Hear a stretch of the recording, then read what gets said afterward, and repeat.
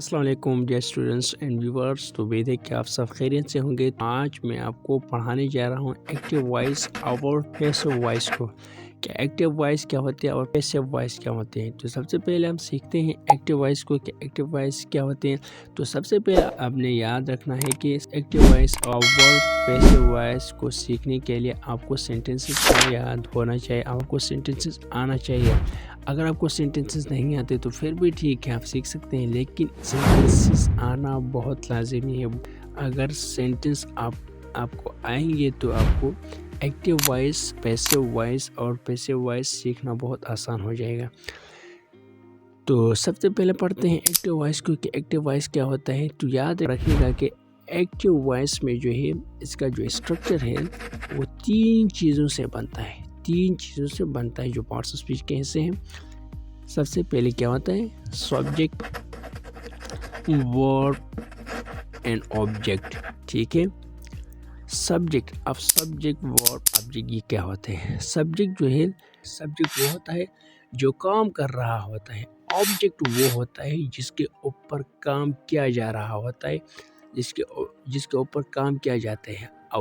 और रही बात वर्ब की, तो वर्ब वो होता है जो काम हो रहा होता है, जो काम कर रहा होता है वो सब्जेक्ट होता है। जिसके ऊपर काम किया जाता है वो ऑब्जेक्ट होता है। जो काम हो रहा होता है वो वर्ब होता है। For example, the cat eat the mouse. यहाँ पे सब्जेक्ट जो है कौन है, द कैट है। वर्ब यहाँ पे क्या है, ईट है। द माउस यहाँ पे ऑब्जेक्ट है। बिल्ली ने चूहा खाया। तो यहाँ पे बिल्ली ने जो काम कर रही है, बिल्ली काम कर रही है। अब काम किसके ऊपर कर रहे हैं, चूहे के ऊपर। तो चूहा क्या हुआ, ऑब्जेक्ट हुआ। यहाँ पे कैट क्या हुई, सब्जेक्ट हुआ। और जो काम हो रहा है वो क्या होता है, ईट, ये वर्ब हुआ। ठीक है, she is reading a book. वो किताब पढ़ रही है। अब शी हमारे पास जो है, मैं अभी आपको बताया कि सब्जेक्ट हमारे पास क्या होता है, जो काम कर रहा होता है। तो यहाँ पे सब्जेक्ट क्या है, सब्जेक्ट शी है। यहाँ पे सब्जेक्ट शी है जो काम कर रही है। Is reading a book. Object क्या है, बुक है जिसके ऊपर काम किया जा रहा है। वर्ब क्या है, इज रीडिंग क्या है, वर्ब है जो काम हो रहा है। ठीक है, she is reading a book, वो किताब पढ़ रही है। तो ये क्या है, शी सब्जेक्ट है, रीडिंग वर्ब है, बुक क्या हुआ, ऑब्जेक्ट हुआ।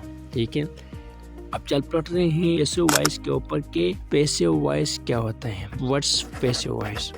In the passive voice, the subject of the sentence receive the action. अब मैं आपको सबसे पहले ये बताऊं, याद रखें कि एक्टिव वॉइस में सब्जेक्ट सबसे पहले आता है, ऑब्जेक्ट जो है लास्ट में आता है। पैसिव वॉइस में ऑब्जेक्ट जो है वो फर्स्ट आता है, सब्जेक्ट जो है वो लास्ट में आता है।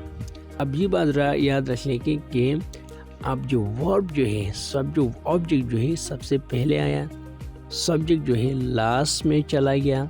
अब वर्ब जो है, वर्ब क्या होगा, वर्ब की यहाँ पे थर्ड फॉर्म लगेगी। थर्ड फॉर्म ये याद रखिएगा, the mouse was eaten by the cat.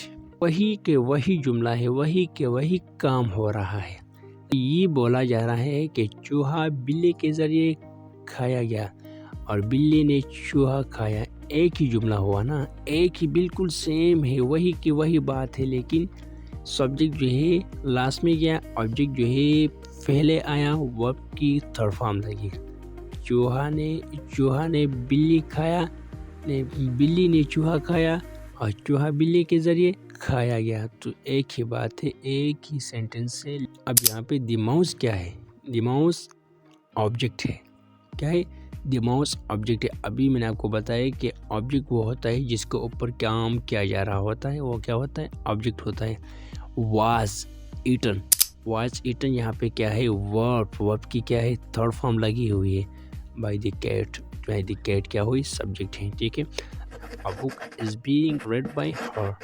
किताब उसी के जरिए पढ़ी जा रही है। अ बुक ऑब्जेक्ट हुआ, एज बीइंग रेड क्या है, वर्ब है, वर्ब की थर्ड फॉर्म है, वर्ब की क्या है, थर्ड फॉर्म लगी हुई है, एज बीइंग रेड, ठीक है, बाय हर। यहाँ पे सब्जेक्ट जो है क्या है, बाय हर, ठीक है। A book as being read by her, किताब उसी के ज़रिए पढ़ी जा रही है या वो किताब पढ़ रहे हैं, तो इसमें कोई डिफरेंस नहीं है, लेकिन सेंटेंस जो है एक दूसरी प्रोसेस के साथ बताया जाता है।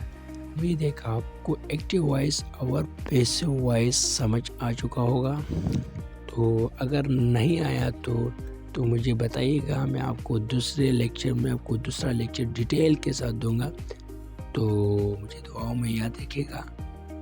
तब तक के लिए खुदा हाफिज़, थैंक यू।